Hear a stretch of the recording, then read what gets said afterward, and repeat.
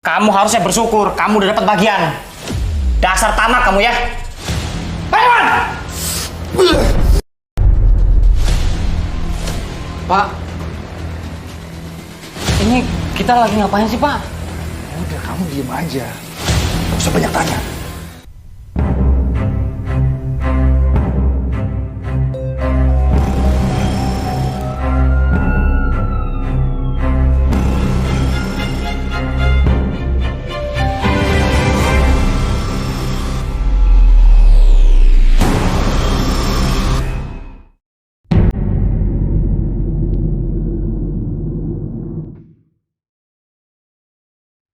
Alhamdulillah.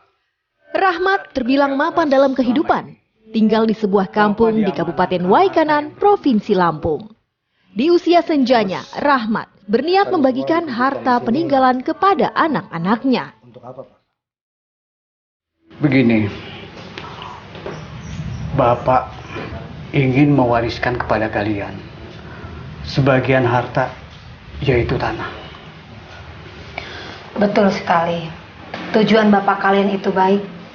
Biar kalian semua punya modal untuk menjalani hidup di kemudian hari. Iya, Bu.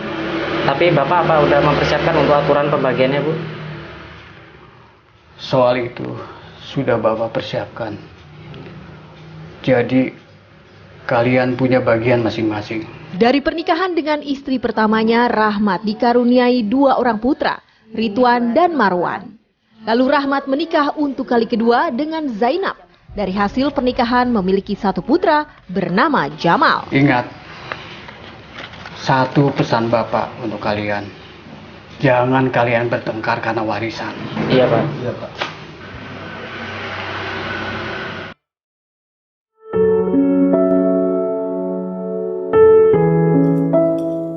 Soal warisan, Rahmat tak ingin anaknya berselisih. Ia berupaya membaginya dengan adil kepada anak kandung maupun anak sambungnya. Pak, Bu. Untuk sementara waktu, saya mau pergi ke Palembang. Jadi, Ibu sama Bapak baik-baik ya di rumah. Nanti saya juga titip pesan sama Marwan. Iya, Pak, Bu. Jamal juga mau sekalian pamit. Mau pergi ke Riau. Karena di sana masih ada pekerjaan yang belum selesai. Baiklah, kalian juga jaga diri ya di rantau orang. Ingat pesan Bapak. Dengerin tuh omongan Bapak kalian. Iya, Bu. Kalian itu harus hati-hati di rantau orang ya. Iya, Pak, Bu. Iya, Pak. Kalau ada apa-apa, kabari kami berdua ya, Pak. Iya, Nak. Sudah, kalau gitu kita pamit ya. Ya. Siap, Pak. 2 anak Rahmat, Ridwan dan Jamal, memilih merantau untuk sementara waktu. Jamal ya. Hati-hati ya. Assalamualaikum. Waalaikumsalam.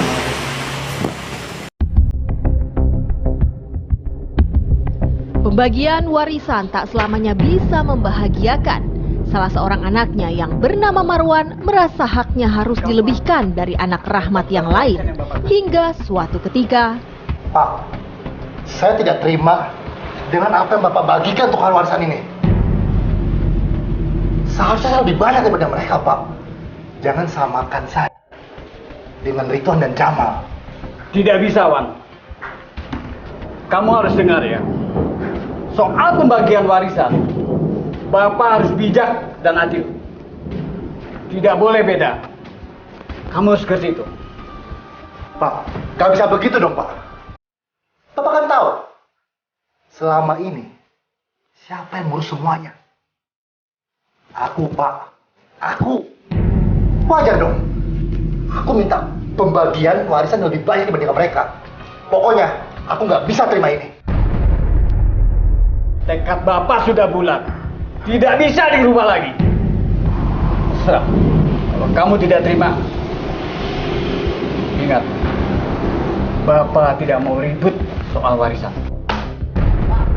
Rahmat tak ingin membedakan pembagian harta warisan kepada semua anaknya. Marwan memendam kecewa. Marwan merasa hak warisnya tak harus sama.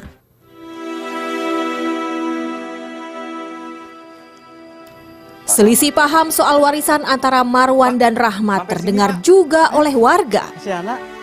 Assalamualaikum. Waalaikumsalam, duduk Pak. Gimana kabarnya Pak? Alhamdulillah sehat, Mas. Saya dengar kabar katanya Pak Rahmat sudah bagi-bagi warisan ya. Iya, Mas. Tapi sekarang saya lagi pusing.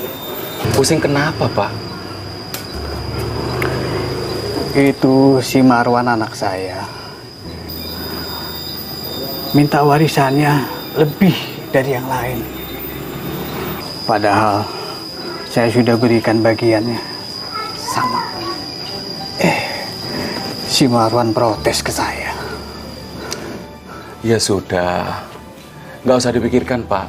Yang penting kan Pak Rahmat sudah menjalankan amanah dan sudah membagikan hartanya pada anak-anak secara rata. Iya sih, Mas. Kalau gitu saya pamit, Mas ya. Assalamualaikum. Waalaikumsalam. Hati-hati, Pak. Di mana Zainuddin ini dikenal oleh warga sebagai sosok yang santun dan suka bergaul dan berkomunikasi dengan masyarakat dan lingkungan.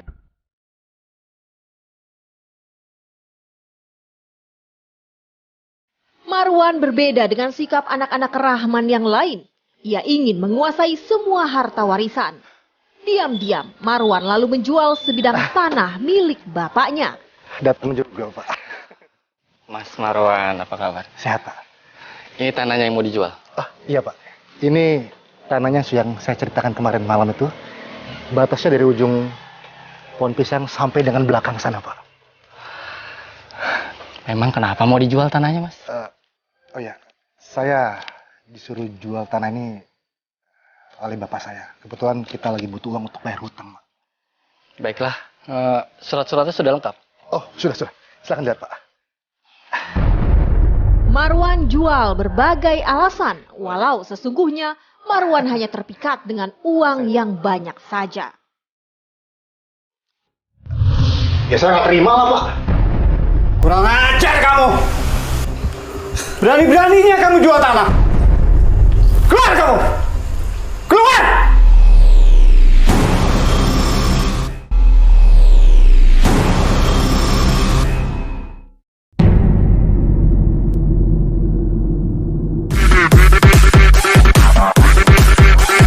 Marwan lupa diri ketika mendapatkan uang dari menjual tanah milik bapaknya. Marwan gunakan uang untuk kenikmatan dirinya saja. Lanjut.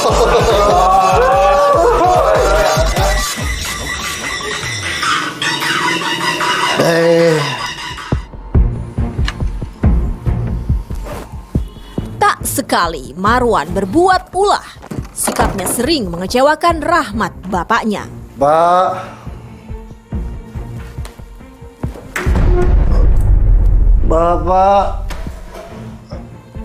Astagfirullahaladzim.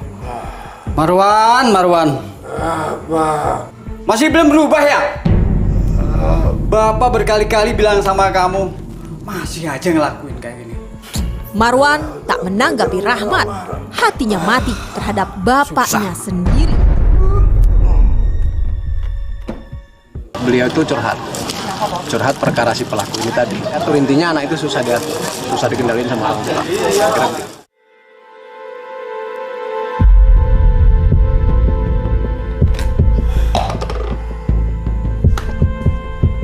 Belakangan terkait ulah Marwan yang menjual tanah secara diam-diam, Rahmat marah.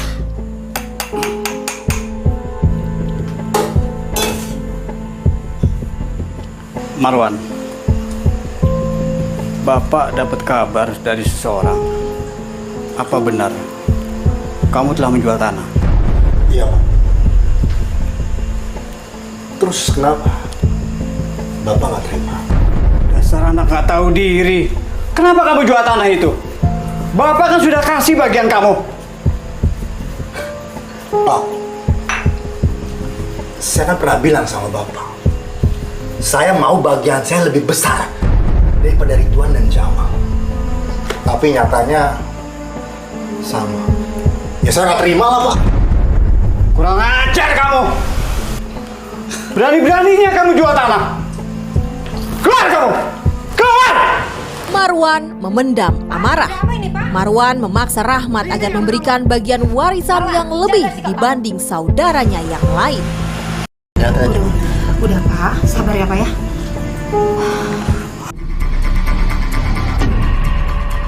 Malam itu, Rahmat, Zainab dan cucunya yang berusia 6 tahun sudah tertidur lelap di dalam kamar. Sementara di ruang makan, Ridwan dan Marwan terlibat pertengkaran. Penyebabnya gara-gara Marwan menjual tanah milik bapaknya. Marwan, ternyata kamu benar ya? Kamu yang jualin tanah bapak? Tega kamu berbuat begitu ya? Kamu harusnya bersyukur, kamu udah dapat bagian. Dasar tamak kamu ya. Kakak adik tak bisa lagi menahan amarah. Jangan pernah ngomong saya tamak. Kamu lawan. Kurang ajar. Marwan semakin kalap. Tak ada lagi akal. Diambilnya kampak dan Ridwan terpojok. Kebiadaban Marwan tak berhenti. Rasain. Marwan!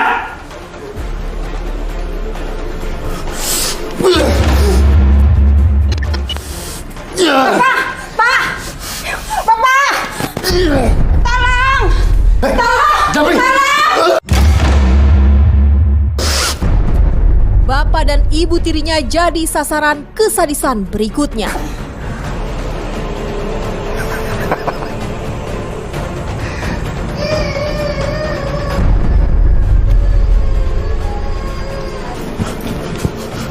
Malam kelam, hingga sang ponakan pun tak luput dari kebiadabannya.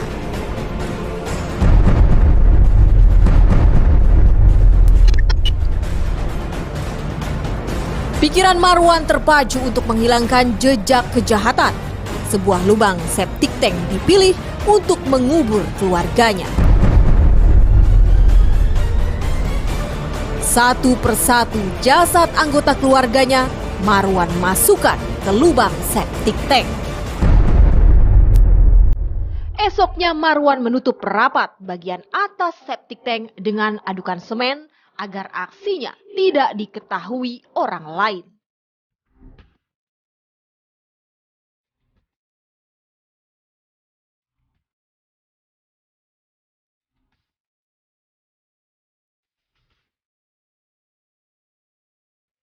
Marwan tega membunuh keluarga demi warisan semata.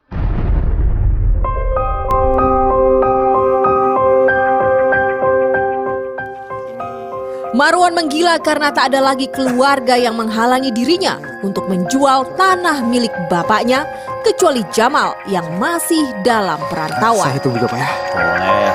Pas.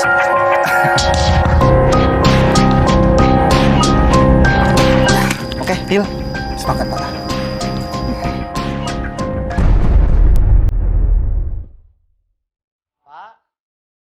Jamal merasakan keganjilan di rumah.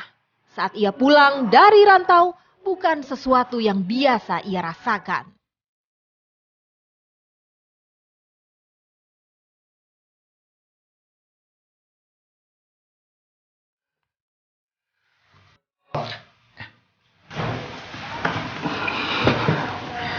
Oh iya Mas, Bapak sama Ibu kemana ya? Rumah sepi banget, itu juga nggak dikunci lagi. Bapak sama Ibu lagi pergi ke gunung. Apa? Ke gunung? Ngapain Mas ke gunung?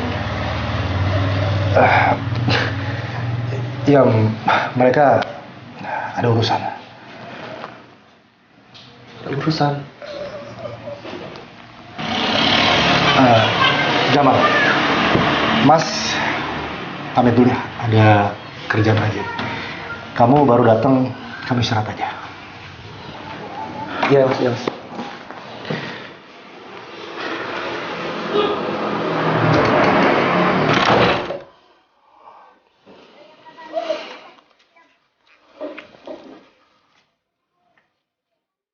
Kurang ajar.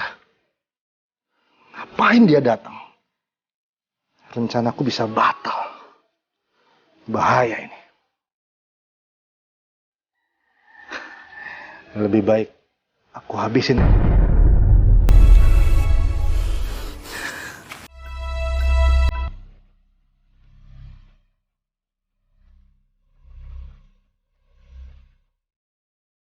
Keberadaan Jamal ancaman buat Marwan. Ia atur rencana busuk untuk Jamal. Pak, ini kita lagi ngapain sih, Pak? Udah, kamu diem aja. Nggak usah banyak tanya. Ikutin kata Bapak. Marwan mengajak Denny anak kandungnya untuk tuntaskan aksi.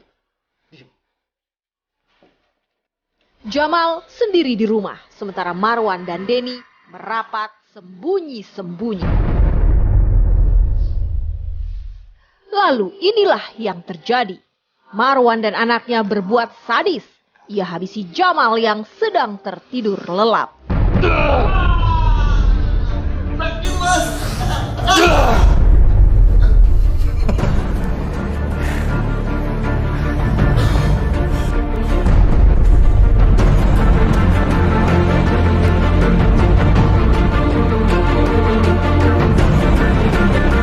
Bapak ngapain? Kamu nggak usah banyak bicara. Ikutin semua perintah Bapak.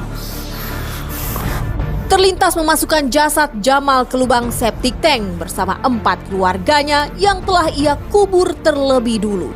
Namun urung, coran septic tank sudah mengeras.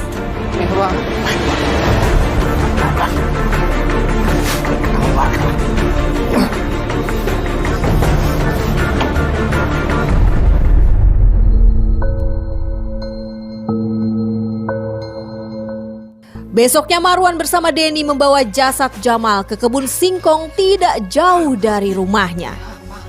Jasad Jamal dikuburnya di kebun singkong.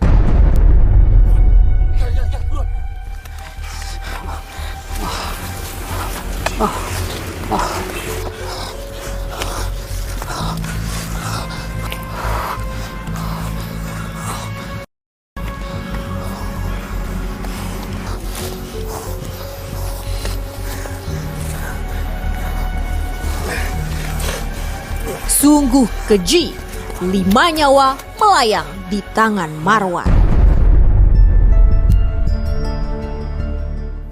Bulan berlalu, warga mulai curiga. Dengan keberadaan Rahmat sekeluarga, hanya ada Marwan yang bisa mereka tanya. Oh iya mas, saya sudah lama loh nggak lihat orang tua sampean.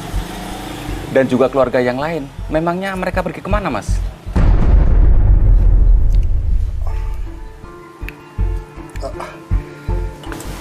Bapak dan Ibu lagi berada di gunung, Pak.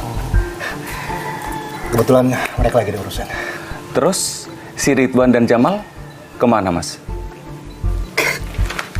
Kalau Ridwan dan Jamal lagi di luar kota, mereka lagi merantau. Marwan menutup diri lalu berbohong dari semua pertanyaan tentang keluarganya. Ini dilakukan hanya untuk menutupi aksi jahatnya. Dulu ya, ada urusan yang harus saya kerjain. Iya mas. Permisi Pak.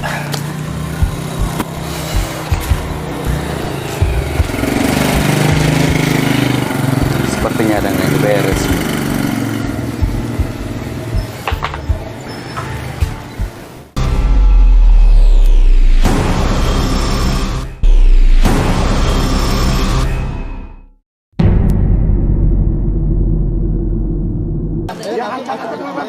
Sepandai-pandainya Marwan menyimpan rapat rahasia, bau bangkai tercium juga. Warga Lampung dihebohkan dengan penemuan 4 jenazah di dalam septic tank dan 1 jenazah terkubur di kebun singkong di Kampung Margajaya, Kecamatan Negara Batin, Kabupaten Waikanan. Dari hasil identifikasi, polisi menduga kelima jenazah itu adalah satu keluarga yang terdiri dari bapak, ibu, 2 orang anak dan 1 orang cucu. Jadi hari ini kita melakukan evakuasi terhadap korban-korban yang dilakukan bunuh oleh si pelaku. Kondisinya sudah tinggal tulang belulang. Setelah dilakukan proses otopsi di Rumah Sakit Bayangkara Polda Lampung, polisi menyimpulkan bahwa kelima jenazah tersebut merupakan pembunuhan. Pasalnya, di tubuh kelima korban ditemukan luka akibat kekerasan benda tumpul. 1 tahun berlalu, kasus pembunuhan ini akhirnya terkuak setelah polisi menangkap 1 pelaku berinisial DW. Dari pengakuan DW, polisi menangkap Erwin yang tak lain adalah bapak kandung dari pelaku DW. Setelah dilakukan serangkaian pemeriksaan, polisi akhirnya menetapkan Erwin dan DW sebagai tersangka. Kepada penyidik, tersangka Erwin mengakui telah membunuh 5 korban. 4 korban terdiri dari bapak kandung, ibu tiri, kakak kandung, dan keponakan yang mayatnya dimasukkan ke dalam septic tank. Sementara tersangka DW hanya terlibat saat Erwin membunuh adik sambungnya yang mayatnya dikubur di kebun singkong. Hasil berita acara pemeriksaan, motifnya masalah warisan. Tersangka Erwin sebagai otak pembunuhan dijerat dengan pasal 338 subsidiar pasal 340 KUHP tentang pembunuhan berencana dengan ancaman maksimal adalah hukuman mati. Sementara tersangka DW dikenakan pasal 380 KUHP jungto pasal 55 dan pasal 56 KUHP. Atas pembunuhan yang terjadi itu, keluarga korban meminta tersangka Erwin diganjar dengan hukuman mati. Zainuddin. Kami, keluarga besar almarhum Zainuddin, Meminta kepada aparat penegak hukum untuk menjatuhkan hukuman kepada Erwin Nudin dengan hukuman mati. Selasa 11 Oktober 2022 lalu, 5 jenazah satu keluarga yang menjadi korban pembunuhan dimakamkan di TPU setempat di Kampung Marga Jaya, Kecamatan Negara Batin, Kabupaten Waikanan. Seluruh jenazah dikubur di dalam satu lubang yang sama.